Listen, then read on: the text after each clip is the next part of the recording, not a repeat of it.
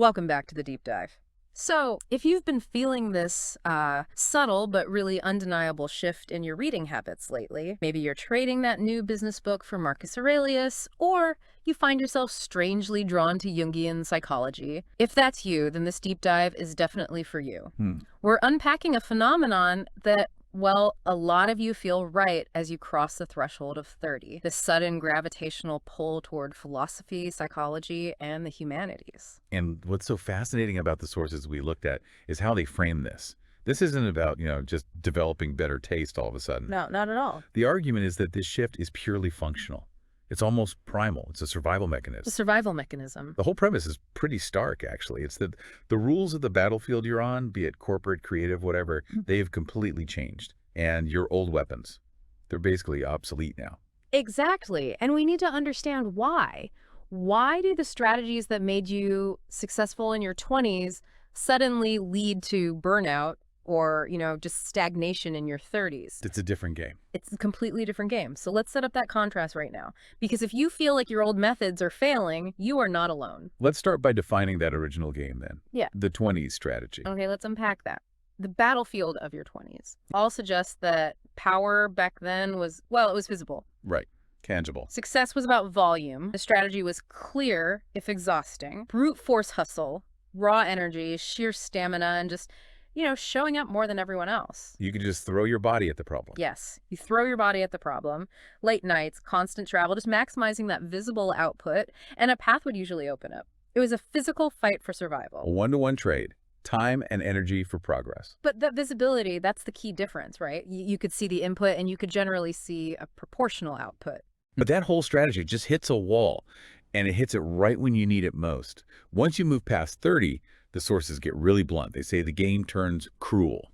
Cruel. I mean, Okay. that's a strong word. Isn't this just, part of gaining seniority? Why label it cruel? It's cruel because of the sudden lack of proportionality. That's why. You could put in the exact same hours, the same physical effort, the same visible grind, but the progress just stops. The wall you hit is invisible. So it's not about who works the hardest anymore. No, it's about who understands the system best. So the challenges are no longer linear. We're talking about managing complexity, not just, checking off tasks. Precisely. Yeah. The challenges move off the spreadsheet and into the messy world of human interaction. Social dynamics get infinitely more complex. Office politics become ruthless, subtle. It's not about who's loudest anymore. It's about reading the unsaid things. It's about reading the unspoken power dynamics and anticipating moves 3 steps ahead. And your responsibilities, they shift to managing other people's motivations, not just your own workload. Which means that instinct to just double down on the grind, that 20s strategy, is not just inefficient, it's actually bad for you. Actively detrimental.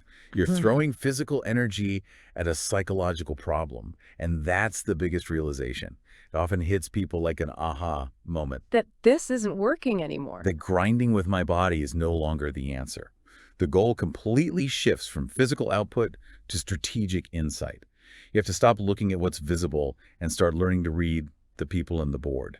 So, okay, if brute force stops working, what does the new toolkit look like? Where do we get the weapons for this new environment? Well, this is the necessary evolution, right? It's how you maintain momentum in this complex jungle of life after 30. And here's where it gets really interesting. When you first encounter the humanities, philosophy, history, psychology in school, they feel like these boring required electives. Solely divorced from reality. Right. Divorced from money, from success, from building a career. And that academic framing, it actually costs people a strategic advantage later on. The sources redefine these not as abstract subjects, but as essential, high-leverage tools. Wills for success in that complex 30s dynamic. They are the tools for reading that invisible board we just discussed. Okay, we need to give a detailed breakdown here. How does each one work tactically? Let's distill it. So first, think of psychology. The sources define this as your radar. A radar. It's not about clinical diagnosis. It's the operational tool you use to read minds, to understand immediate motivations, and to anticipate emotional reactions in, really intense situations. So if I'm walking into a charged negotiation, my psychology radar tells me what's really going on, whether they're bluffing or hiding something. Exactly. It's your internal sensor for human volatility. It makes the opaque world of office politics, well, at least marginally readable. Okay, so that's the radar. What's next? Next is history.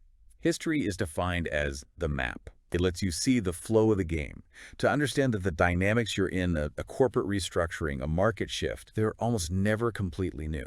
So what does that map show me about the board I'm on today?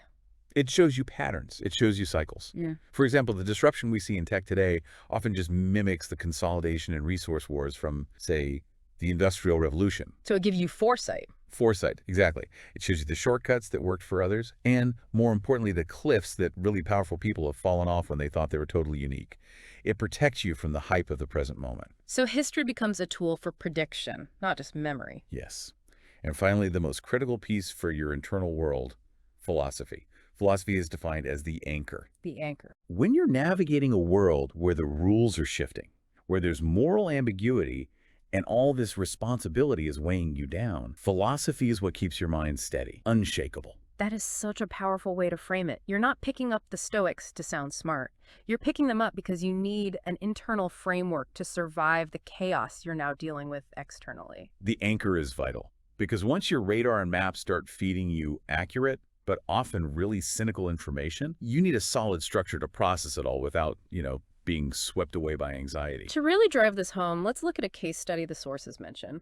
Peter Thiel. Thiel's the perfect example. Here's this legendary founder, PayPal, Palantir, a massive figure in Silicon Valley. But he didn't study computer science or business to get there. So what was his background? He majored in philosophy. Philosophy, not code. Not code.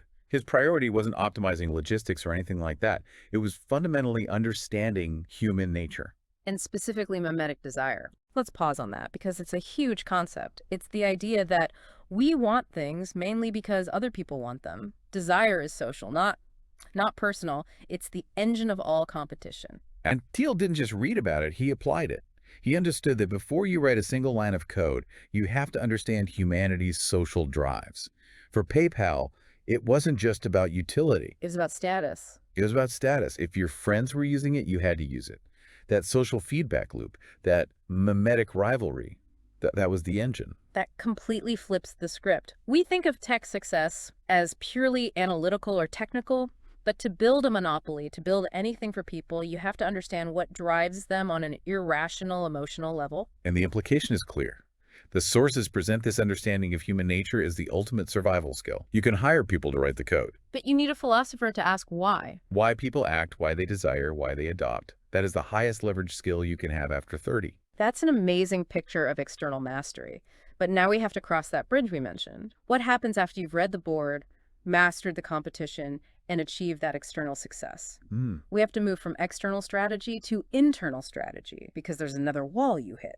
This is where the strategic journey for meaning begins.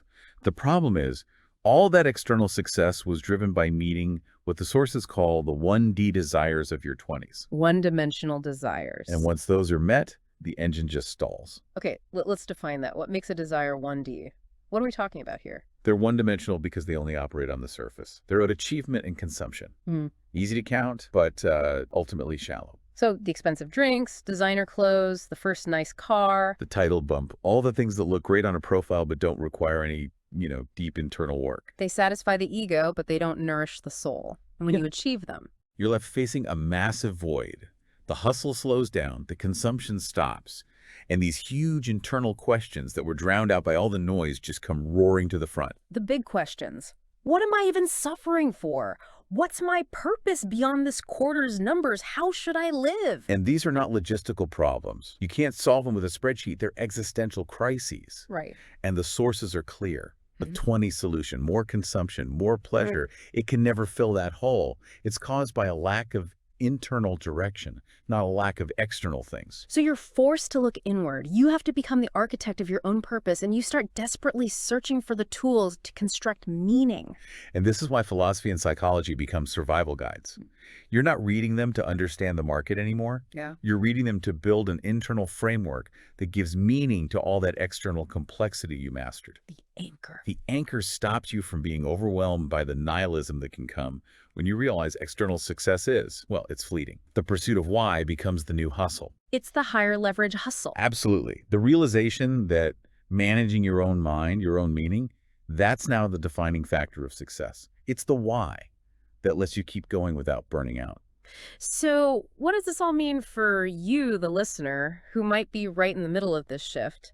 Let's deliver that final conclusion from the sources. The sources offer a really clear two-part contrast. Life before 30, a physical struggle for survival, hustle, stamina, visible output. And life after 30. It becomes a strategic journey for meaning. And just realizing that your instinct to pick up these books isn't some frivolous hobby, but an urgent strategic necessity, that's the first and most powerful step. It validates that instinct to look away from simple hard work and toward a deeper understanding. So if you've opened your eyes to these invisible values, if you're actively seeking the radar, the map, and the anchor, then congratulations, you aren't declining. You're adapting your weapons for the intellectual battlefield you're on now. It's the ultimate up-leveling. It is. It is indeed. But I want to leave you with one final thought to mull over.